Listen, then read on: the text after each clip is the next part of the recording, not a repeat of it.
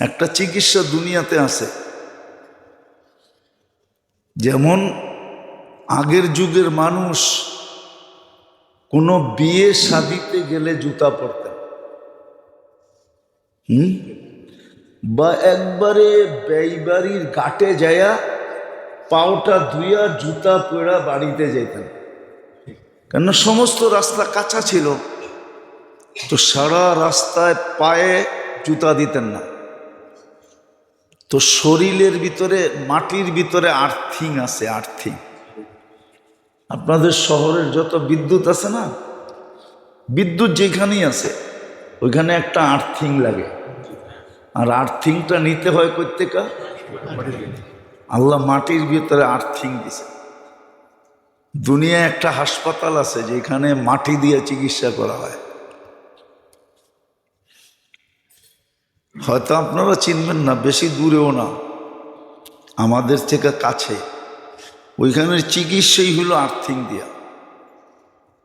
আপনারা সারাদিন মাটির ভিতরে পাও ঢুকায় দিয়ে বসায় রাখবে,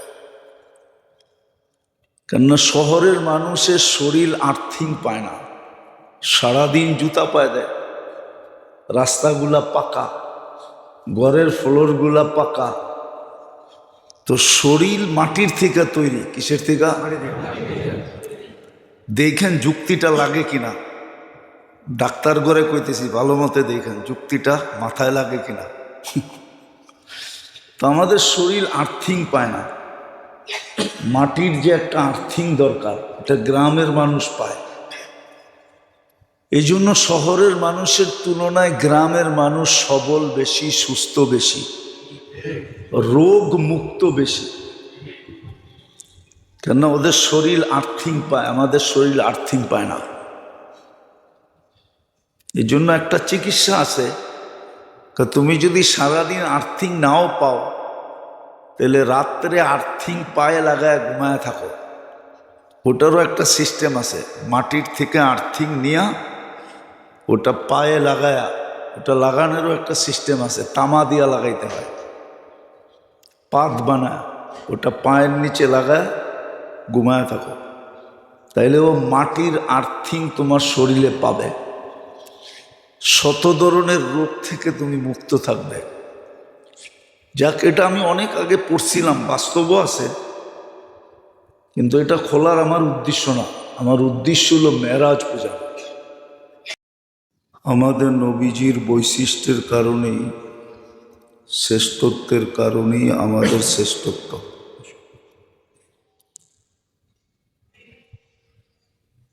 ওনার যদি শ্রেষ্ঠত্ব না হইতো তাহলে আমাদেরও শ্রেষ্ঠত্ব হইতো না। আর এটাই চিরাচরিত নিয়ম।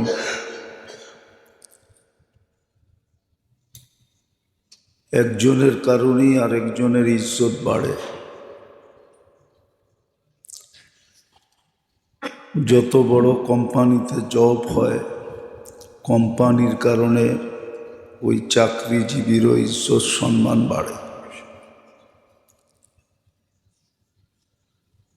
এরকম সর্বক্ষেত্রেই এটাই নিয়ম। বাপ যত বড়ত্বের মালিক হয়, সন্তানের পরিচয়, পরিচিতি, দাম, মূল্য, ইজ্জত, সম্মান ওই বাপের পরিচয়ের কারণেই বাড়তে থাকে। ঠিক নবীরও রুহানি বাপই হয়, আধ্যাত্মিক বাপ, রুহানি বাপ। উম্মতের জন্য সর্বপ্রথম সবচেয়ে বড় এটা নবীরা।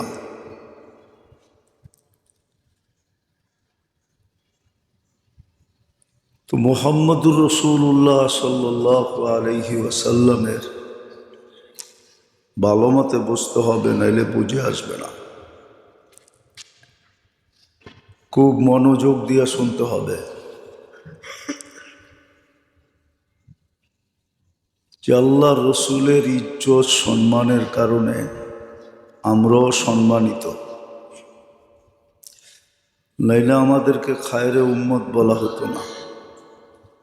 কুনতুম খায়রা উম্মাহ, সর্বশ্রেষ্ঠ উম্মত বলার কারণ এটাই, শুধু মুহাম্মদুর রাসূলুল্লাহ সাল্লাল্লাহু আলাইহি ওয়াসাল্লামের কারণেই আমরা শ্রেষ্ঠ উম্মত। নাহলে আমাদেরকে নির্বাচিত বলা হতো না, কোনো উম্মতকে নির্বাচিত বলা হয় নাই। কোরআন আমাদেরকে নির্বাচিত বলছে, হুয়াজতাবাকুম। আমাদেরকে নাইলে সর্ব উম্মতের উপরে সাক্ষী হিসাবে, রাস সাক্ষী হিসাবে ঘোষণা দেওয়া হতো না, সুহাদা আলান নাস। এরকম আরো শত শত সম্মান, ইজ্জত শুধু মুহাম্মদুর রাসূলুল্লাহ সাল্লাল্লাহু আলাইহি ওয়াসাল্লামের কারণে। আর ওনার উচ্চ মর্যাদার ভিতর থেকে সবচেয়ে উচ্চ মর্যাদা যেটাকে মেরাজ বলে, যদিও এটা 3 ভাগে বিভক্ত, সবচেয়ে উচ্চ মর্যাদা সমস্ত নবী রসুলদের ভিতর থেকে আল্লাহ দিছেন। আর ওটার কারণে আমরাও সম্মানিত। বললাম না, নবীজির সম্মানের কারণে আমরাও সম্মানিত, ওনার দামের কারণে আমরাও দামি। উনি আল্লাহর কাছে প্রিয় হওয়ার কারণে আমরাও আল্লাহর কাছে প্রিয়। আর নিয়ম এটাই হয়, বন্ধুর বন্ধু বন্ধুই হয়, আপনজনের আপনজন আপনজনই হয়। এই জন্য মানুষ সম্পর্ক খুঁজা বাহির করে। দেখেন না, লম্বা লম্বা সম্পর্ক বাহির করে।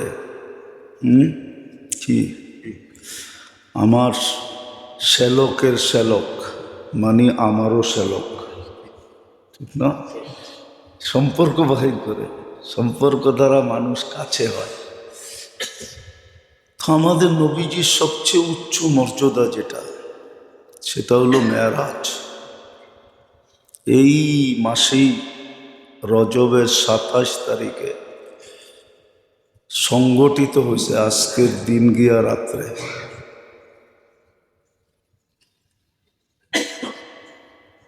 আজকের দিন গিয়া রাত্রে মেরাজ, এটা 3 পার্টে বিভক্ত। এটার ভিতরে অনেক কিছু শিক্ষণীয় আছে। আল্লাহ এই উম্মতকে শিখানোর জন্যই, অনেকগুলা প্রশ্নের জবাব দেওয়ার জন্যই। এই জন্যই বিজ্ঞান এটা নিয়ে বড় পেরেশান, বিজ্ঞানের মাথায় আসে নাই। যদিও আল্লাহ জবাব দিছেন, এটা নিয়ে অনেক ধরনের বিভ্রান্তি আছে। যদিও সমস্ত বিভ্রান্তির জবাবও আল্লাহ দিয়া দিছেন। তো এটা আমাদের মর্যাদার বিরাট বড় একটা উৎস, যে আমরা কতটুক মর্যাদাশালী আল্লাহর কাছে আমাদের নবীজির কারণে। এটার ভিতরে আমাদের অনেক শিক্ষণীয় জিনিস আছে।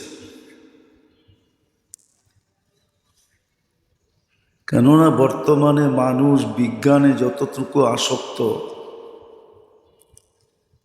আর বিজ্ঞানকে যতটুকু মানে আর ফলো করে, বিজ্ঞানের পিছে দৌড়ায়, এই বিজ্ঞানের একটা জবাবও এই মেরাজের ভিতরে আছে। যে এত বেশি বিজ্ঞান বিজ্ঞান বিজ্ঞান বিজ্ঞান বিজ্ঞান সম্মত, বিজ্ঞানকে ফলো করা, বিজ্ঞানের পিছে দৌড়ানো, তা আল্লাহ জবাব দিয়া দিছেন বিজ্ঞানকে। বিজ্ঞানকে আল্লাহ জবাব দিয়া দিছেন যে তোমাদের জবাব, তোমাদের কতটুকু, তোমাদের সীমানা কতটুকু, আর আমাদের নবীজির সীমানা কতটুকু। বিজ্ঞানের সীমানা বেশি দূর না, যদিও আমরা বিজ্ঞানকে খুব প্রাধান্য দিই, যেটাকে দেওয়ার দরকার ছিল ওটাকে দিই নাই, যেটাকে দেওয়ার দরকারই ছিল না ওটাকে বেশি দিতেছি। এটাও একটা জুলুমের অংশ। জুতা দামি দেখা যে মাথায় লইতেই গো, জুতা যতই দামি হোক ওটা থাকবে কই যদি মাথায় নেয়, হোক না সোনা দিয়া বানানো। কি জানেন সোনার জুতা আছে? কাকে দিছিল জানেন? মেসিরে দিছিল গোল্ডেন বুট। আপনারা না জানলেও আমি জানি, গোল্ডেন বুট দিছিলেন মেসিকে। তো ওটা তো পায়েই দিছিল, ঠিক না? না মাথায় দিছিল? আল্লাহ এটাও জবাব দিছে। তো আজকে মেরাজই বুঝাইতে চাইতেছি, আল্লাহ করুক, বুঝে আসুক। এটার থেকে কিছু শিক্ষা আমরা নেই। না, আল্লাহ জানতেন একদিন বিজ্ঞানের যুগ আসবে, মানুষ বিজ্ঞানকে খোদা মানতে শুরু করবে। নাউজুবিল্লাহ পড়লে কি হবে? আমরা বিজ্ঞানকেই গুরুত্ব দেই বেশি, নবীর সুন্নতকে গুরুত্ব দেই না। অথচ কিয়ামতের দিন বিজ্ঞান আমাদের জন্য কাঁদবে না, মুহাম্মদুর রাসূলুল্লাহই কাঁদবে। বিজ্ঞান আমাদেরকে সুপারিশ করবে না, মুহাম্মদুর রাসূলুল্লাহই সুপারিশ করবে। বিজ্ঞানের পরিচয় চলবে না, মুহাম্মদুর রাসূলুল্লাহরই পরিচয় চলবে।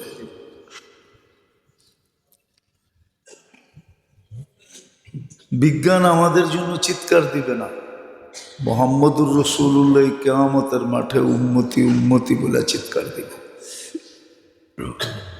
বিজ্ঞান আমাদের জন্য দৌড়াবে না, মুহাম্মদুর রাসূলুল্লাহ আমাদের জন্য 3 জায়গায় দৌড়াবে।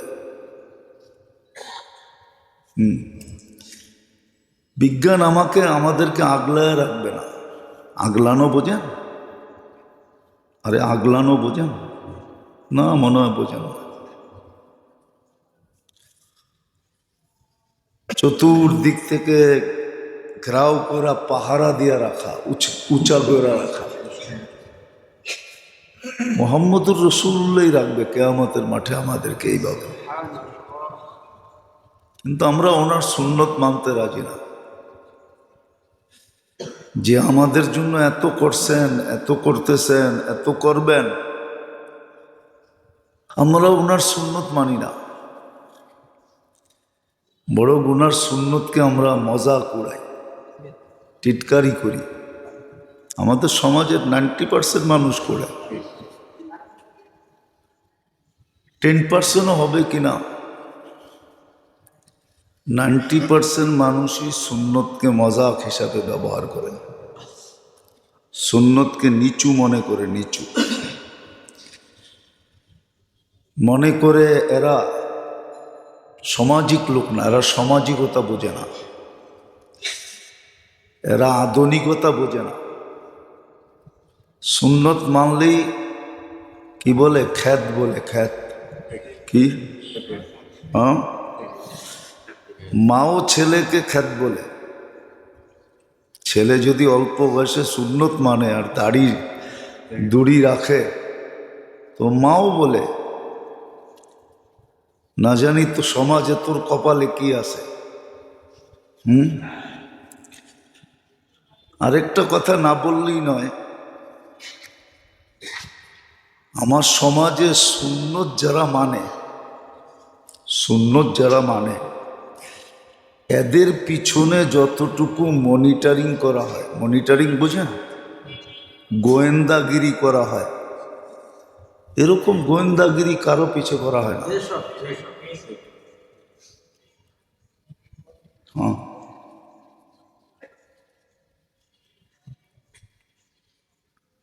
করা হয় না। একটা উদাহরণ বোঝানোর জন্য বলতেছি, কোনো বিরোধিতার জন্য না।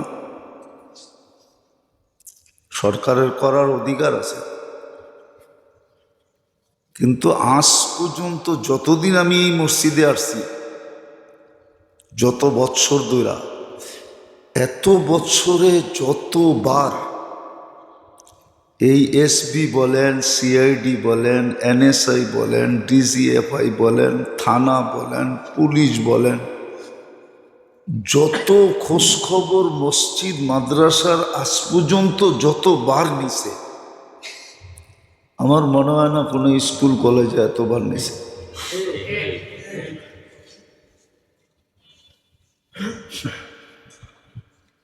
ঠিক না? ভুল বললাম? বুঝানোর জন্য বলতেছি। যতবার ডাটা নিছে, এখনো নিতেছে, এখনো নেয়। ওই সুন্নতের উপরে চলার কারণে। তাহলে বলে গেলাম সুন্নত এই জমানায় আল্লাহ রসুলের, যার কারণে আমরা এত বেশি মর্যাদা পাইলাম, ইজ্জত পাইলাম, সম্মান পাইলাম, দাম পাইলাম, ভ্যালু পাইলাম। শুধু এখানেই শেষ না, মুহাম্মদুর রাসূলুল্লাহ সাল্লাল্লাহু আলাইহি ওয়াসাল্লামের কারণে আমরা সুরক্ষা পাইলাম। নাইলে ইতিহাসের পাতায় নাই, বোঝার বিষয়। কিন্তু কোন নবীর উম্মতকে আল্লাহ এত লম্বা সময় সুযোগ দেন নাই। আমাদের অলরেডি 1500 বৎসরের মতো হয়ে গেছে। জন্মের দিন থেকে দেখতে গেলে 1500 বৎসর হয়ে গেছে, হওয়ার বিলকুল কাছাকাছি, 2-4 বৎসর বাকি। কোন উম্মতকে আল্লাহ 1500 বৎসর সুযোগ দেন নাই। নাফরমানি করতেছিল আর আল্লাহ দেখতেছিল, এমন না। 200-500 বৎসরেই মাটিতে মিশে গেছে, কিন্তু আমাদেরকে সুরক্ষা দিতেছেন। এখনো আমাদের দোয়া কবুল করেন, এখনো আমাদেরকে লালন পালন করেন, এখনো আমাদেরকে সমস্ত প্রাণীর থেকে সুরক্ষা দেন, হেফাজত করেন। বুঝলে, হেফাজত করাও সম্ভব না। একটা মানুষ, আল্লাহর দেহটা, মানুষের অস্তিত্বের, আরে মানুষের পজিশনের সবচেয়ে বড় উৎস কোনটা? দেহ, ঠিক না? কি বলেন? মেধা, মুদা, বিদ্যা, সিদ্ধা, এটা কার ভিতরে সেট? দেহের ভিতরে। শক্তি, যোগ্যতা, সমস্ত কিছু তো এই দেহটার ভিতরে, ঠিক না? কি কন? এরকমও লোক আছে খোঁচা দিয়েই 1000 টাকা নিয়ে নেয়। কি দিয়া? খালি খোঁচা মেরা। আপনি ওকে যুক্তি দিয়ে জিজ্ঞেস করেন যে এই দেহটার ভিতরে সব কিছু সেট, এটাই হলো বাহাদুরির উৎস, ঠিক না? বাহাদুরির পয়েন্ট কোনটা? দেহটা। এটা দিয়ে তুমি সব কিছু কামাও আর 24 ঘন্টা আল্লাহর বিরোধিতা করো। আপনি কোন যুক্তিতে বলেন সে টিকা থাকুক? কোনোদিন বিরোধিতা করে তো মালিকের কাছে 2 দিন থাকা যায় না। থাকা যায়? রাষ্ট্রের বিরোধিতা করে কয়দিন রাষ্ট্রে থাকা যায়? থাকা যায়? হ্যাঁ। যদি কোনো বিরোধিতা করার পরেই স্বামী স্ত্রীর বিরোধিতা করে কয়দিন স্ত্রীরে রাখবে? আর স্ত্রী স্বামীর বিরোধিতা করলে কয়দিন স্বামীর কাছে থাকবে? সন্তানও তো মা বাবার বিরোধিতা করলে তেজ্য পুত্র হিসাবে ঘোষিত হয়, কিন্তু আল্লাহ তো আমাদেরকে পালতেছেন। 24 ঘন্টা বিরোধিতা করি। উচিত ছিল আপনাকে আমাকে মিটায়া দেওয়া, মাটির সাথে মিশায়া দেওয়া। শুধু মিশায়া দেওয়া না, উচিত ছিল কাঠগোড়ায় দাঁড় করায় দেওয়া। কিন্তু সীমারেখা যতদিন দিছেন অতদিন কিচ্ছু বলবে না, কিচ্ছু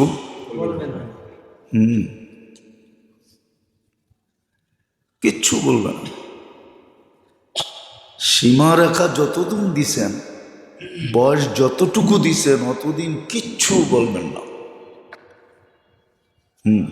হাদিসে আছে কুলতু ফাসামিআতু, আল্লাহ বলে তুই সারাদিন বলছ আমি খালি শুনছি। খালাফতুম ফাহালিমতু, তোমরা 24 ঘন্টা বিরোধিতা করছো আর আমি খালি সহ্য করছি। আল্লাহ সহ্য করে যেতেছে, যুক্তি বলে না সহ্য করে যাওয়া। যুক্তি বলে যেখানে বিরোধিতা ওইখানেই থাবা মারা, ওইখানেই দৌড়া, ঠিক না? কি দেখি তো আমরা সমাজে, দেখি না?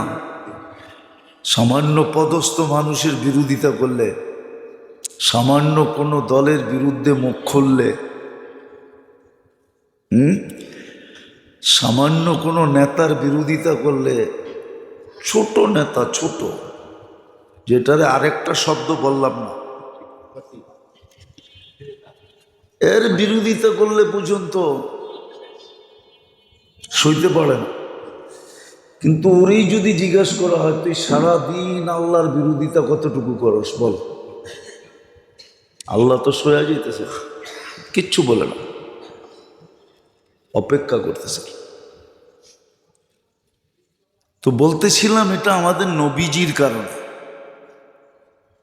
আমাদের মর্যাদার কারণে, আমাদের মর্যাদার কারণে এটা করা হইতেছে। আল্লাহ আমাদেরকে নবীজির কারণে উচ্চ মর্যাদা দিছেন। আর আমাদের নবীজির উচ্চ মর্যাদার ভিতরে সবচেয়ে বড় উচ্চ মর্যাদা হলো মেরাজ, যেটা আমাদের জন্য শিক্ষণীয় ছিল। তো বলতেছিলাম একদিকে তো এটা বিজ্ঞানের জবাব, বিজ্ঞানকে আল্লাহ জবাব দিছে। আল্লাহ জানে যে একদিন আসবে এই উম্মত বিজ্ঞানের পিছনে ছুটবে, বিজ্ঞানকে খোদা মানবে, যদিও মুখ দিয়ে বলবে না, কিন্তু মুখ দিয়া বলবে না, কিন্তু কাজে কামে দেখাবে। সুন্নত মানবে না, বিজ্ঞান মানবে। সুন্নত ছোট হয়ে যাবে, বিজ্ঞান বড় হয়ে যাবে। আল্লাহ রসুলের সুন্নত মানবে না। যদিও আল্লাহ রসুলের সুন্নতের ভিতরে পাওয়ার ছিল, একদিকে তো এটা বিজ্ঞানের জবাব ছিল, আরেক দিকে মেরাজের, আরেক দিকে তো মেরাজ এই জন্য ছিল কেননা এই উম্মতই সবচেয়ে বেশি শিক্ষিত উম্মত। আমাদের মতো শিক্ষা আল্লাহ কোন উম্মতকে দেন নাই। সব উম্মতকে আল্লাহ কিতাব দিছেন, আমাদেরকে আল্লাহ কালাম দিছেন। কিতাব আর কালামের ভিতরে পার্থক্য আছে, কিতাব আর কালামের ভিতরে পার্থক্য আছে, বড় পার্থক্য, আকাশ জমিন পার্থক্য। জমিন যেরকম নিচা, আকাশ যেরকম উঁচা, ঠিক কিতাব এরকম নিচা, কালাম এরকম উঁচা। কেননা রাজার কথা, বাদশাদেরও বাদশার কথা, আল্লাহর কথা। হ্যাঁ, এই জন্য অন্য কিতাব পড়লে আরো 3টা আছে, ওটা পড়লে প্রত্যেক অক্ষরে নেকি পাবে কি পাবে না এটা কোনো আলেম উলামা প্রমাণ করতে পারবে না। কিন্তু কোরআনের এক অক্ষর পড়লে 10 নেকি, এটা সুস্পষ্ট।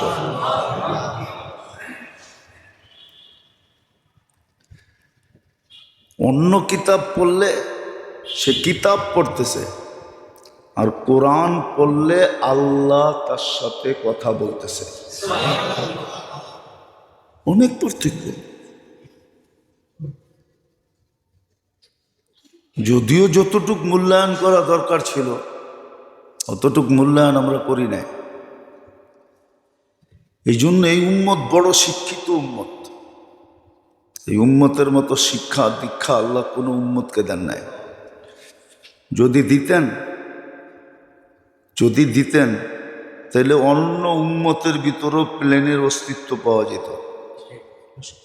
অন্য কোনো উম্মতের ভিতরে প্লেনের, রকেটের, কম্পিউটারের, মোবাইলের কোনো অস্তিত্ব নেই। সব অস্তিত্ব এই উম্মতের ভিতরে। বিদায় এই উম্মতকে যখন সমাজ যখন উচ্চাঙ্গের হয় না, তার ভিতরে কথাবার্তা এরকম উচ্চাঙ্গেরই হইতে হয়। উচ্চাঙ্গের কথাবার্তা হইতে হয়।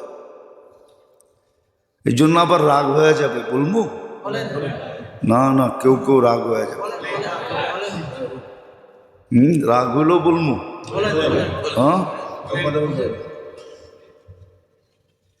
এই জন্য দেখবেন কিছু কিছু ধর্মীয় জিনিসের ভিতরে উচ্চাঙ্গের লোক খুব কম, উচ্চ শিক্ষিত লোক খুব কম, এরা কম লাগে।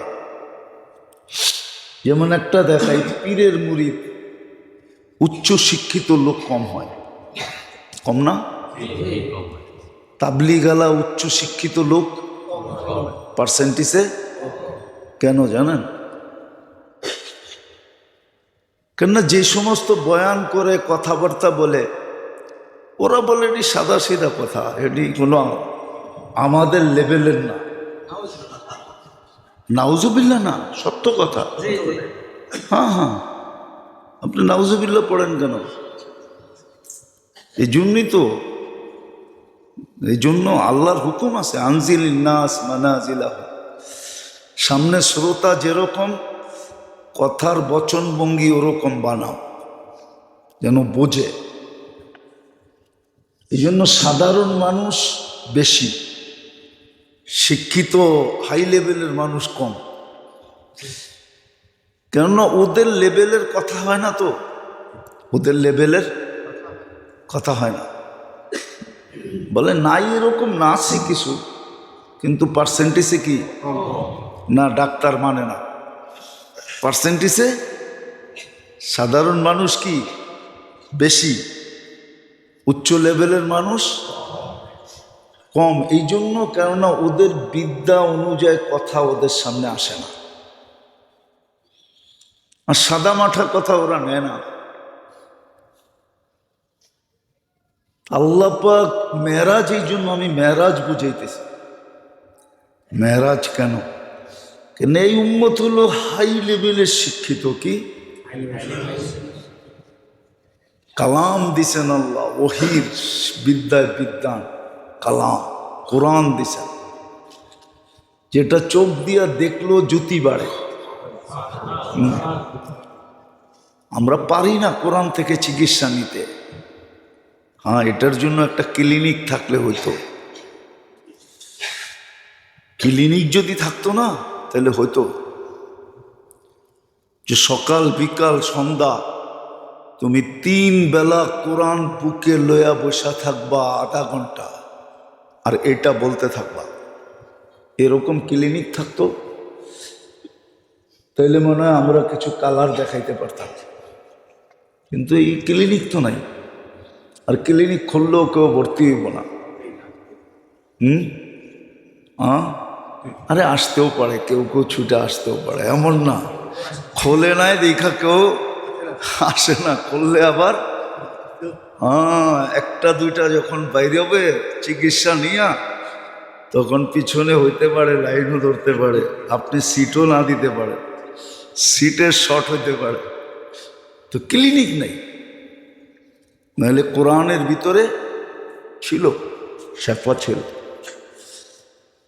যে কোরআন চোখ দিয়ে দেখলে জ্যোতি বাড়ে, পদ্ধতি আছে কিভাবে দেখতে হবে, কতক্ষণ দেখতে হবে, তাহলে জ্যোতি বাড়ে।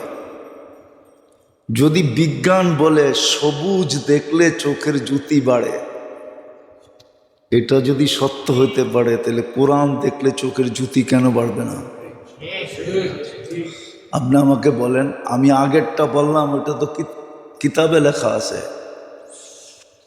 এই জন্য গ্রামের মানুষের চোখের দৃষ্টি শহরের মানুষের চেয়ে অনেক গুণ বেশি ভালো, পার্সেন্টেজে অনেক মাত্রায় ভালো।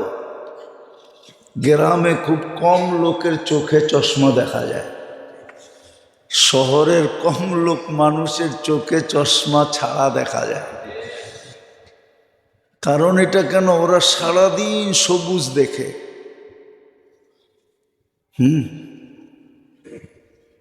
আমি তো আবার অন্যদিকে চলে যাব। একটা চিকিৎসা দুনিয়াতে আছে, যেমন আগের যুগের মানুষ কোনো বিয়ে শাদিতে গেলে জুতা পরতেন,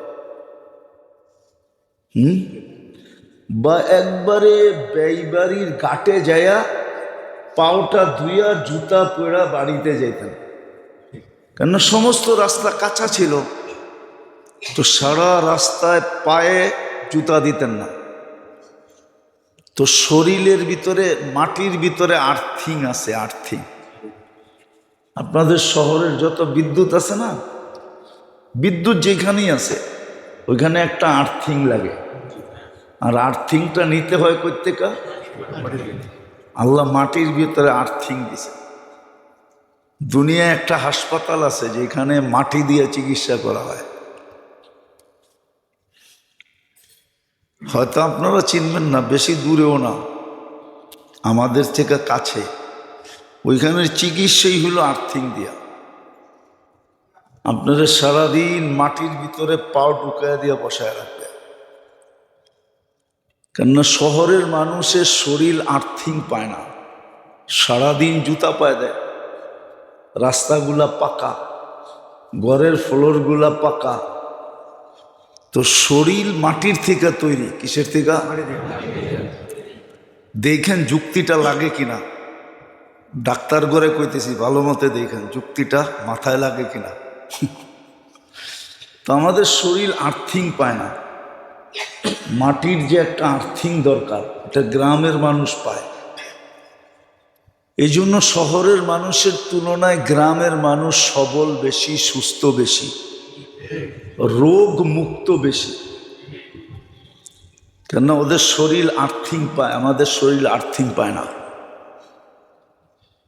এই জন্য একটা চিকিৎসা আছে, তুমি যদি সারাদিন আর্থিং নাও পাও, তাহলে রাত্রে আর্থিং পায়ে লাগায় ঘুমায় থাকো।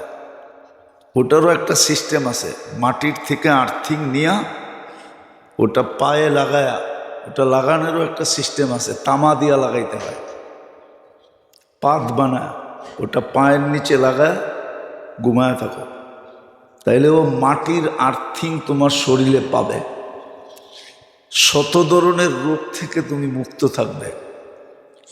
যাক, এটা আমি অনেক আগে পড়ছিলাম, বাস্তবও আছে, কিন্তু এটা খোলার আমার উদ্দেশ্য না।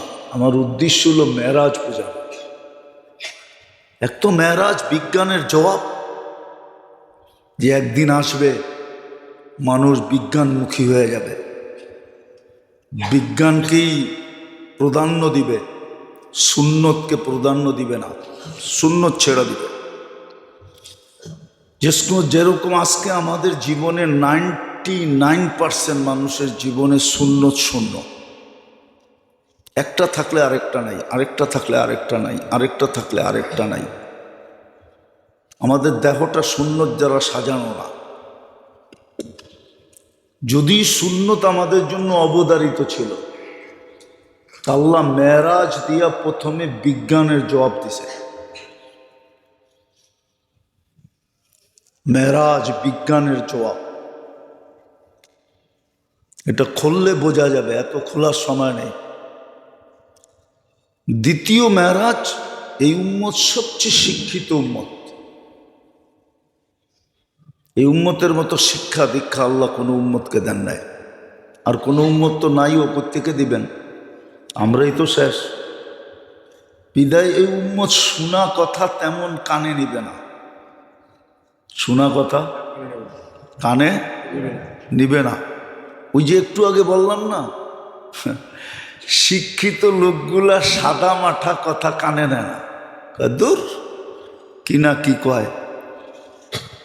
কিন্তু ওদের শিক্ষার মতো যদি বলতে পারতাম, উপরে বলতে পারতাম, তাইলে ও আবার নিত, বলতো না চুক্তি আছে, কি ও মানতো, নাইলে ও মানবে না। এই জন্য দেখবেন শিক্ষিত লোকগুলা ধর্মের থেকে দূরে বেশি, অথচ যুক্তি বলে ওরা সবচেয়ে বেশি কাছে থাকা দরকার ছিল। আমার একটা যুক্তিতে বলে ডাক্তার সবচেয়ে বড় আল্লাহওয়ালা হওয়া দরকার ছিল। বলবেন কেন? ও শরীর নিয়ে যেই গবেষণা করে, আর শরীরের ভিতরে যেই কুদরতগুলা নিজের চোখে দেখে। যেমন একটা কিতাব আছে, পাওয়া যায় মার্কেটে, যদিও এটা আসল হলো উর্দুতে, বাংলা হয়েছে কিনা জানি না। मैंने अल्लाह को अब करीब से देखा। মনে হয় একবার আপনাকে আমি কাহিনীও শুনাইছিলাম। मैंने अल्लाह को, আমি আল্লাহকে কাছের থেকে দেখছি। তাইলে মাইনা নিত শিক্ষিত লোক, ডাক্তার লোকগুলা সবচেয়ে বেশি আল্লাহওয়ালা হওয়া দরকার ছিল। কারণ এই দেহের ভিতরে যে কুদরত, আল্লাহর যে কুদরতি প্রযুক্তি, এটা কিন্তু ডাক্তাররা সবচেয়ে বেশি জানে, যেটার ভিতরে আল্লাহর কুদরতি প্রযুক্তি কি আছে। কিন্তু আমরা আসলে ওদেরকে এরকম ফুটায়া বলতে পারি না, এই জন্য ওদের মাথার ভিতরে এটা ঢুকেও না, ওরা আল্লাহওয়ালা হয় না, আল্লাহওয়ালা হয় না, আল্লাহওয়ালা হয় না বেশিরভাগ ডাক্তারই। সব মানুষের সেবা তো করে বটে, কিন্তু নিজের সেবাই নিজে করে না, আল্লাহর হুকুম মানে না, নিজের সেবা নিজে করে না। তো মেরাজ এই জন্য ছিল, মেরাজ এই জন্য আমাদের নবীজিকে, এক তো হলো সর্বপ্রথম আমাদের নবীজি সবচেয়ে উচ্চাঙ্গের হওয়ার প্রমাণ, আর ওনার উচ্চাঙ্গের হওয়ার কারণে আমরাও কি বলেন? হ্যাঁ, আচ্ছা, বাংলাদেশে কয়েকটা গাড়ি আছে ঠিক না, সবচেয়ে দামি, সবচেয়ে টেকনোলজি সমৃদ্ধ, ঠিক না? কিন্তু আনা হয়েছে কার জন্য? প্রধান উপদেষ্টার জন্য, প্রধানমন্ত্রীর জন্য, হ্যাঁ, বিরোধী দলীয় নেত্রীর জন্য, নেতার জন্য, ঠিক না? হ্যাঁ, ওর চড়ার জন্য আনা হয়েছে, ঠিক না? কিন্তু যে চালায় ও তো চড়ে না, ও চড়ে না। হ্যাঁ, যদি ওরে কানে ধরে নামায় দেওয়া হয়, নামা নাম বেটা তুললি কানা হয়েছে নাকি, তুই দেখি সবার আগে উঠাবো রিসোর্স। হ্যাঁ, তো আমাদের নবীজির কারণে আমাদেরও সম্মান বেড়ে গেছে, আমাদেরও সম্মান বেড়ে গেছে। তো প্রথম কারণ ছিল এটা, দ্বিতীয় কারণ ছিল বিজ্ঞানের জবাব, তৃতীয় কারণ এই উম্মত শোনা কথা নাও মানতে পারে। এই উম্মত, আবার এই উম্মতকে শোনা কথা শোনানো ঠিক না, কেন? এর লেভেল হাই লেভেল, এর লেভেল হাই লেভেল। একে শোনা কথা শোনানো কিনা যুক্তিসঙ্গত না। এই জন্য আমাদের নবীকে নবীউল মুশাহেদা বলা হয়, চোখে দেখা নবী। আল্লাহ আখেরাত পুরোটা চোখে দেখাইছেন, পুরোটা চোখে দেখায়া তারপরে বলছেন এইবার বলেন। আমাদের নবীজি আইসা বলছে চোখে দেখা বলতেছে, আল্লাহ আমাকে চোখে দেখাইছে। শুধু একবার দেখান নাই, ওই একবার যে পর্দা উঠাইছেন, আমাদের নবীজির দুনিয়ার থেকে যাওয়ার আগ মুহূর্ত এই পর্দা আর আল্লাহ বন্ধ করেন নাই। এই জন্য জমিনে দাঁড়ায়া দাঁড়ায়ও দেখছে। হ্যাঁ, হাদিসে আছে, হাদিসে আছে, বুখারী শরীফে আছে, প্রত্যেক হাদিসের কিতাবে আছে যে আল্লাহ আমাকে জান্নাত দেখাইছে। নামাজের ভিতরে পর্যন্ত দেখতেছিলেন, আর বলতেছিলেন মনে চাইছিল খেজুরের আঙ্গুরের গুচ্ছাটা নিয়ে আসি, হাতটাও বাড়াইয়া দিছিলাম, যদি নিয়ে আসতে পারতাম কিয়ামত পর্যন্ত খায়া শেষ করতে পারতে না। কারো মাথায় প্রশ্ন উঠবে যে কিয়ামত পর্যন্ত এক গুচ্ছা আঙ্গুর খাবে পুরা উম্মত, তারপরে শেষ হবে না। কেননা ওইটার ভিতরে এরকমই বরকত, ওটার প্রমাণ দুনিয়াতে আছে। দুনিয়াতে দুনিয়াতে জানেন? এটাও তো জানেন না, খালি কয় গুগল জানি, ইন্টারনেট জানি, কত কিছু বলে জানে, মাঝে মাঝে কিছু জিজ্ঞেস করলে এটিও জানেন না। ফিজির পরে একটা দ্বীপ আছে, ফিজির পরে, ফিজি আয়ারল্যান্ডের পরে, ওই দ্বীপটাতে একটা পাহাড় আছে সারে, এই দিক দিয়া কাইটা যখন ওই দিক দিয়া কাটতে শুরু করে এই দিকেরটা পুরা হয়ে যায়, এই দিকেরটা পুরা হয়ে যায়। গুগলে সার্চ দেন, আমার এটা লেখা, দেখবেন গুগল দেখাবে, পাহাড়ও দেখাবে। আমি যাই না বলতেছি, না যাই না না। তো দুনিয়া তো প্রমাণ রাখছেন আল্লাহ। তো জান্নাতের গুচ্ছাটার ভিতরে এত বরকত হইতো, খাইতো, কিন্তু ওই জায়গাটার সাথে সাথে পূরণ হয়ে যেত। বিদায় যেটা খাওয়ার পরে সাথে সাথে পূরণ হয়, ওটা তো আর কি হবে না।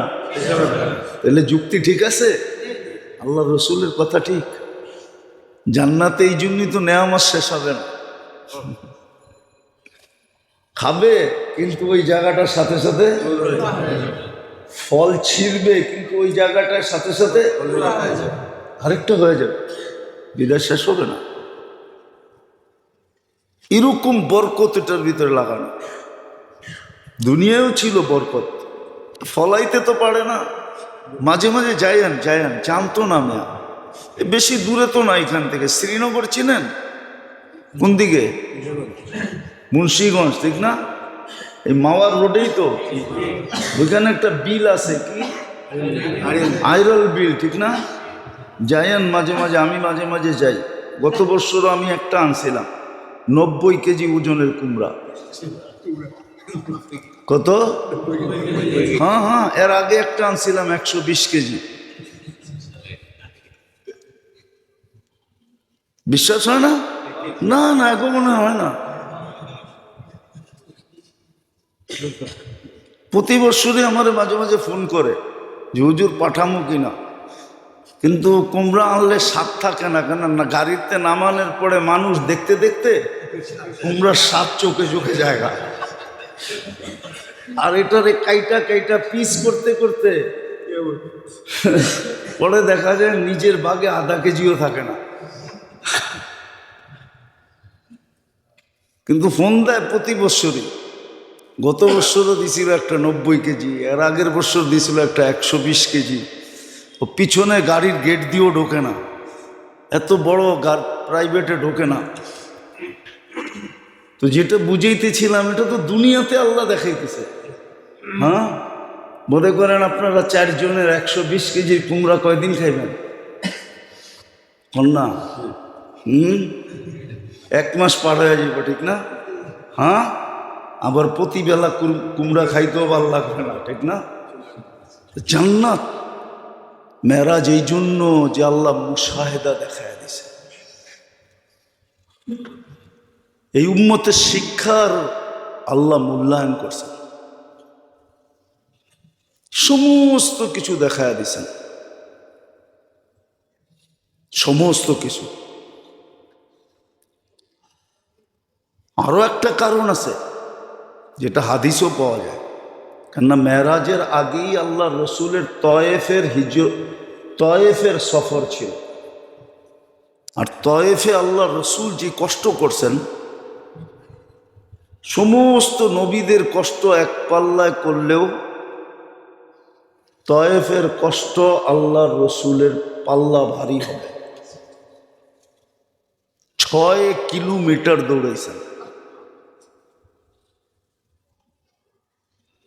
পাথর মারতেন তো বৈশা পড়তেন, আবার যুবকরা দৌড়াইতে বাধ্য করত, আবার দৌড়াইতেন, আবার পাথর মারতেন। বেঁচে গেছে দুনিয়া। ওই দিন আল্লাহ রসুলের রক্ত জমিনে পড়ে নাই, শুধু জুতায় আটকায় গেছে। যদি জমিনে পড়তো তাহলে ওই দিনই দুনিয়া শেষ, কিয়ামত হয়ে যেত। কারণ আল্লাহ এটা সইতে পারতেন না যে বন্ধুর রক্ত মাটিতে পড়ছে।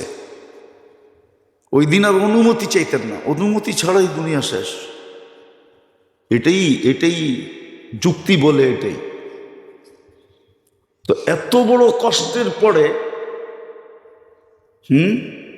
কষ্টের পরে মেরাজ সমস্ত কষ্টকে ভুলাইয়া দিছে। তাই না? দুঃখের পরে যখন সুখ আসে, দুঃখ মনে থাকে না। সবচেয়ে বড় মন ভাঙ্গা ছিল আল্লাহ রসুলের, সবচেয়ে বড় মন ভাঙ্গা ছিল তায়েফের সফরের পরে। তখনই আল্লাহ পুরস্কার হিসাবে মেরাজ দিয়েছে। জান্নাতও দেখাইছেন, জাহান্নামও দেখাইছেন। কোন গুনার কারণে কি শাস্তি ভোগ করবে এটা পুরা চিত্র আল্লাহ দেখাইছেন।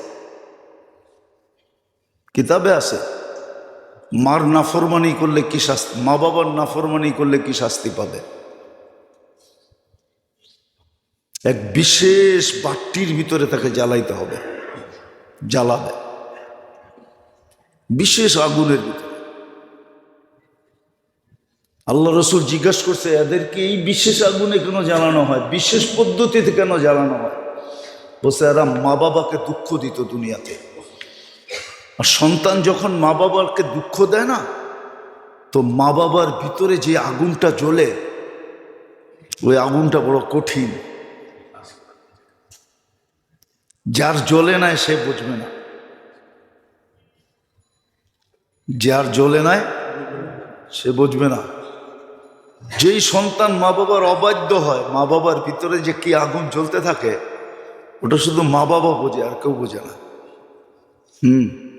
কসম খোদার। আবার মা বাবা বোঝে কিন্তু বুঝাইতে পারবে না, আগুন দেখে কিন্তু দেখাইতে পারবে না। এই জন্য মা বাবার নাফরমানদেরকে এক বিশেষ পদ্ধতিতে বিশেষ আগুন দ্বারা দুজকের ভিতরে শাস্তি দেওয়া হবে, যদি মা বাবার কাছ থেকে মাপ চায় না নিল, মাপ না চাইল। এই জন্য সন্তানদের উচিত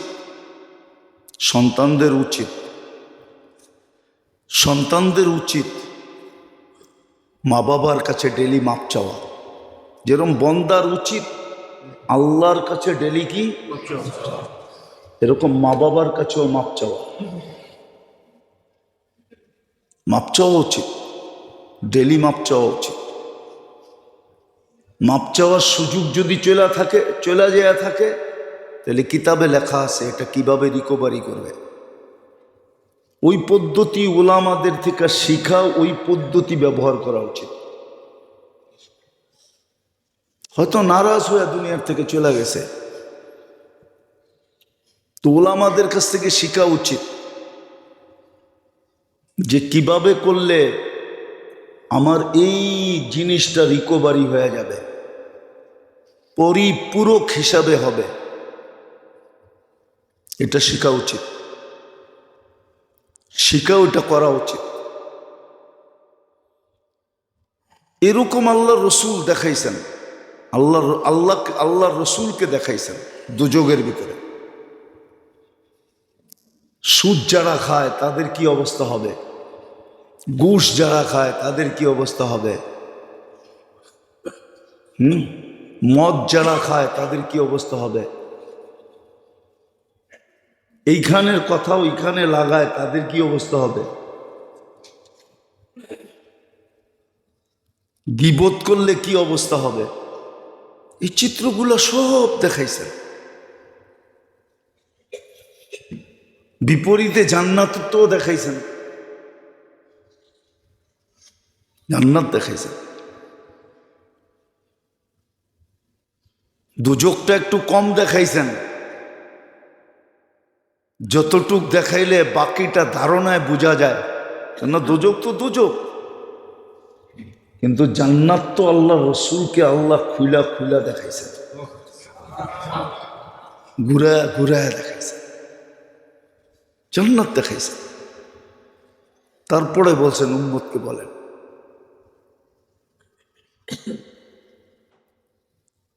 তারপরে বলছেন উম্মতকে বলেন।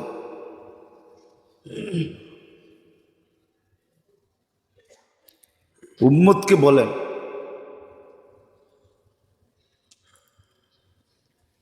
উম্মতকে বলেন।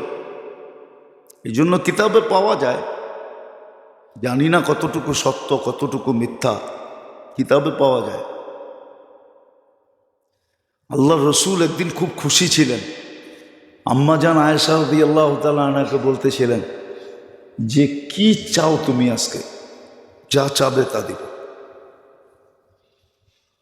উনি বলছেন আমি আমার আব্বার লোক একটু পরামর্শ করে দেখি, আমি একলা চাইলে কি না কি চায়া ফেলি, একটু আব্বার সাথে পরামর্শ করে দেখি। তা আব্বার কাছে যেয়ে বলছে আজকে তো আল্লাহর রসুল খুব খুশি, এই কথা আমাকে বলছে, আমি কি চাবো। তো বলছে তুমি যায়া আল্লাহর রসুলকে জিজ্ঞেস করো যে আরশে যে আপনার সাথে আল্লাহর সাথে গোপন যে কথা হয়েছে, ওই কথাগুলোর ভিতর থেকে একটা কথা আমাকে জানায় দেন। বেদের যে কথা হয়েছে, বেদের কথা হয়েছে না, কোনো কথা হয় না। হ্যাঁ, ফাওহা ইলা আবদিহি মা আওহা, কোরআন তো বলে, কোরআন তো বলে বেদের কথার ভিতর থেকে একটা বেদের কথা আমাদেরকে বলা দেন। তো বলছে তোমাকে যেটা বলবো ওটা আবার আয়সা আমাকে বলো। আয়সা বলছে ইয়া রাসূলুল্লাহ, বেদের কথা একটা বলা দেন। তো আল্লাহ রসুল বলতেছিল যদি বইলা দেই তাহলে তো বেদ আর বেদ রইল না, বেদ আর বেদ রইল না। কিন্তু বইলা তো ফেলছি তোমাকে, কথা তো দিয়া ফেলছি, যদি না বলি তাহলে তো কথা কথা রইল না। ঠিক আছে, তো বলা দিয়েছেন একটা এটাও ছিল যে আল্লাহ আমার উম্মতকে কিভাবে মাফ করবেন, এটা বলে দিয়েছেন। কিন্তু উম্মত তো মাপ চায় না, উম্মতের কোনো শ্রেণী তো মাপ চায় না। চাল চলন, চেহারা টেহারা, উঠা বসা, চলা ফেরা, খাওয়া দাওয়া, কোনোটাই দেখলেই তো মনে হয় না যে মাপ চায়। উম্মত তো মাপ চায় না আল্লাহর কাছে। এই জন্যই তো আমি বলি মাঝে মাঝে যে এই উম্মতের কিছু দরকার ছিল না। এই উম্মত যদি সূর্য ডুবার সাথে সাথে হাত উঠায় মাপ চাইত, সূর্য উঠার সাথে সাথে হাত উঠায় মনের থেকে মাপ চাইত, বিছনায় চাইতে দেরি আল্লাহর কাছে মাপ চায় ঘুমাইতে দেরি করে না।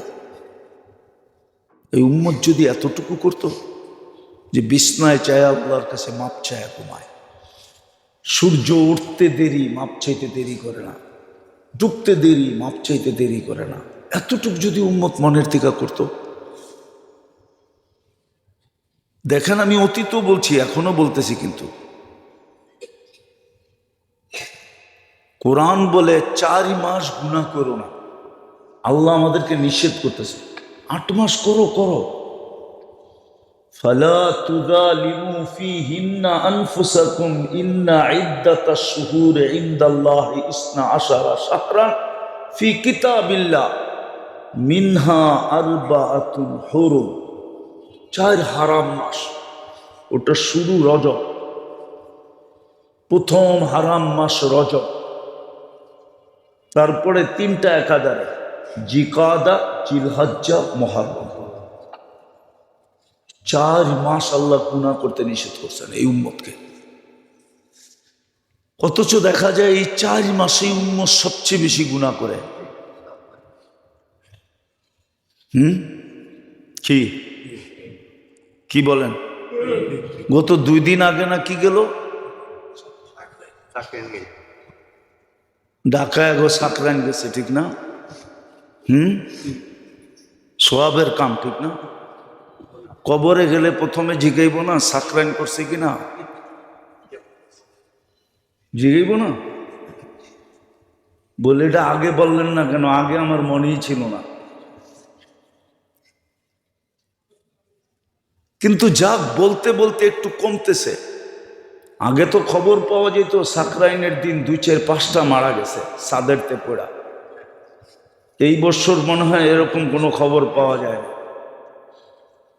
ছোটবেলার থেকে তো দেখতাম 2-4-5টা তো ছাদেরতে পোড়া মরতো, ঠিক না? হ্যাঁ, ওদিন আমার গাড়ির নিচেই পোড়া মরতে ছিল ছোট এক বাচ্চা।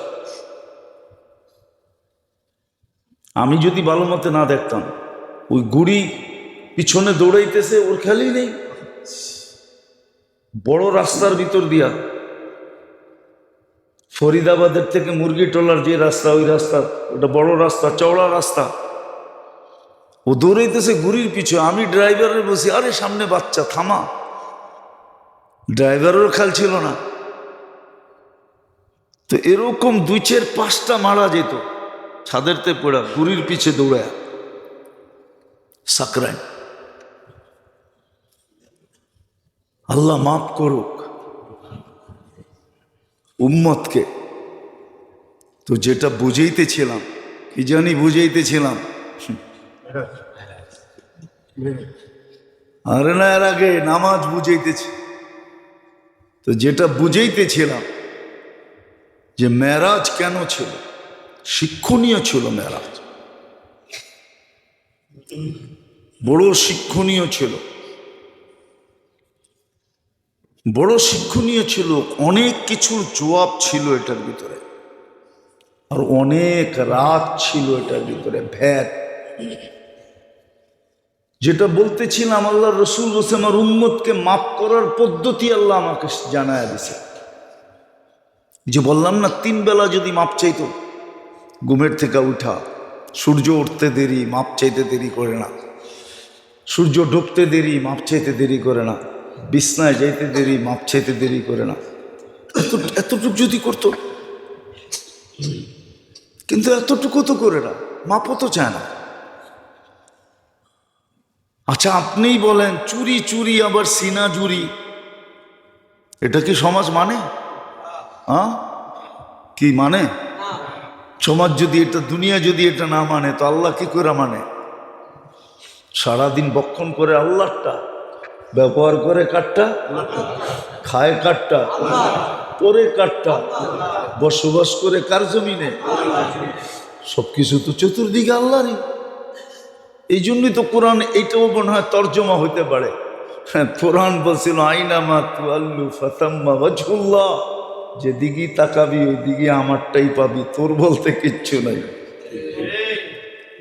সব আল্লাহটা। কিন্তু আপনি মাপও চান না। মাপ চাইলেও তো হতো, তাইলেও তো একটা যুক্তি দাঁড়াইতো যে আল্লাহ আমি তো মাপ চাইতেছি, পারি না, কি করবো, মাপ চাই। মাপ তো মানুষ সহজে চায় না, তো মাপ তো চাই না আমরা। তো মেরাজ এই কারণেই ছিল। এটা 3 ভাগে বিভক্ত বলছিলাম। মক্কার থেকে যেই রাত্রে নিয়ে গেছিলেন, তাও অল্প সময়ের ভিতরে, অল্প সময়ের ভিতরে, রাত্রের কিছু অংশের ভিতরে, পুরো অংশ না। আল্লাহর রসুল উম্মে হানির ঘরে রাদিয়াল্লাহু তাআলা আনহার ঘরে শায়িত ছিলেন। জিবরিল আলাইহিস সালাম ওইখান থেকে এসে উঠাইছেন, ঘরের দরজা দিয়া ঢোকেন নাই, ছাদ ফাইটা গেছে ওইটা দিয়ে ঢুকছেন। প্রথমেই ইঙ্গিত দিছেন কেন কি আশ্চর্য কিছু ঘটতে চলছে, স্বাভাবিক না অস্বাভাবিক কিছু ঘটতে চলছে। স্বাভাবিক তো হলো দরজা দিয়া ঢুকা, ছাদ দিয়া ঢুকা এটা কি? প্রথমে ইঙ্গিত দিছেন অস্বাভাবিক কিছু ঘটতে চলছে। তো নিয়ে গেছেন আল্লাহ রসুল যে হাতিমে কাবা আবার ঘুমায় গেছে,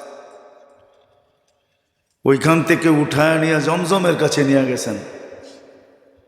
না, এটা দ্বিতীয়বার ওপেন সার্জারি হতেছিল, লম্বা কাহিনী। শক্কে সদর যেটাকে বলে, ওপেন হার্ট করছেন নিয়া জিবরিল আলাইহিস সালাম নিচে। এটাকে জমজমের পানি দিয়ে ধুইছেন, জান্নাত থেকে পুরো সেট আপ নিয়ে আসছেন, সব জান্নাত থেকে নিয়ে আসছেন। হার্ট রাখবেন কোন বাটিতে? সোনার বাটিতে রাখছেন। ওইখান থেকে সব সেট আপ নিয়ে আসছেন। সেট আপ বোঝেন তো? ইংরেজি তো আপনারা ভালোই বোঝেন বাংলার চেয়ে, কি কন? সব সেট আপ ওইখান থেকে নিয়ে আসছে, সব নিয়ে আসছে, সব সেট আপ ওইখান থেকে নিয়ে আসছে। দিল খুইলা পরিষ্কার করা জমজমের পানি দিয়ে ধুইয়া, আবার ইমান আর হেকমত দিয়া ভৈরা, আবার এটাকে ভিতরে রাইখা সেট করে দিছে।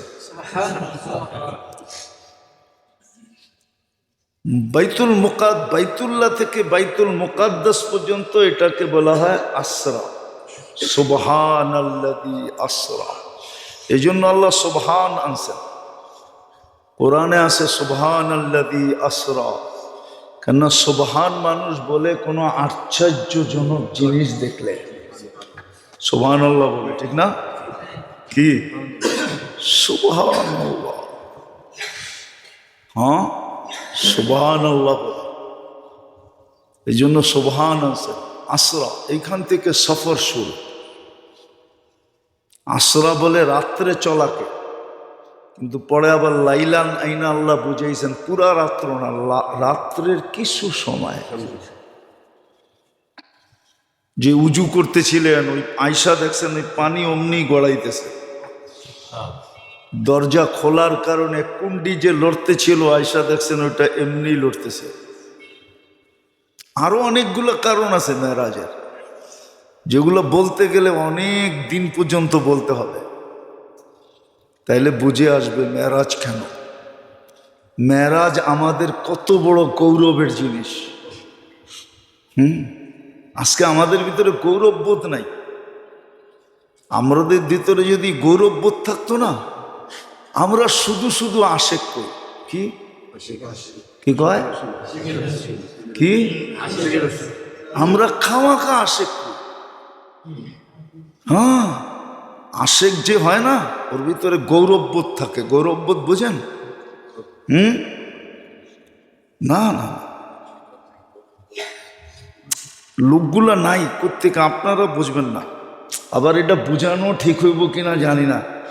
আগে ঢাকা শহরে এত বিল্ডিং ছিল না। আজ থেকে 30-40 বছর আগে, 40 বছর আগে তো আপনি জন্মই নেন নাই, কইতে দেখবেন। হ্যাঁ, 40 বছর আগে, 50 বছর আগে ঢাকা শহরে এত বিল্ডিং ছিল না। প্রত্যেক এলাকায় হাতের করে গোনা, তাও একতলা। কি একতলা টিন সেট না, বিল্ডিং, এটারে বিল্ডিং বলে। কিন্তু ওইখানে বিকালে দেখা যেত ছাদে যারা আঠে, আঠার স্টাইলই ভিন্ন। ওরা বাবলয়ে আটতেছে যে আমরা বিল্ডিং এর বাসিন্দা। ঠিক না? এটার নাম হলো গৌরব।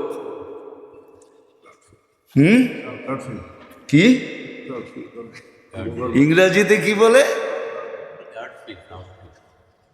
আচ্ছা, ইংরাজি বাদই দিলাম, আমার আবার দাঁত ভেঙে যাবো। আমাদের ভিতরে উম্মত হওয়ার গৌরব নাই। আসলে আশেক হইলে গৌরব থাকতো। যেমন ওমর রাদিয়াল্লাহু তাআলা আনহু গৌরবান বলছে, আতরুকু সুন্নাত হাবিবি লিহাউলাইল উমাকা, এই জাহেলদের জন্য নবীর সুন্নত ছেড়ে দেন। এটা গৌরব। গৌরব কি? গৌরব বোধ নাই। তো মেরাজ আমাদের গৌরবের বিষয় ছিল। চলতেছে, দেখি আরো 2-1 সপ্তাহ চালানো যায় কিনা। আজকে এই পর্যন্তই থাকুক, দেখি আগামীতে আবার এটাকে আগে নিয়ে যাওয়া যায় কিনা। হ্যাঁ, আল্লাহ যদি হায়াত দেয় আর কি। মেহরাব আমাদের গৌরবের বিষয়, মেহরাব আমাদের বড় গৌরবের বিষয় এই উম্মতের, যেটা বোঝা দরকার। না বুঝার কারণে আজকে আমাদের এই দুরবস্থা। আল্লাহ আমাদেরকে বুঝার তৌফিক দান করেন।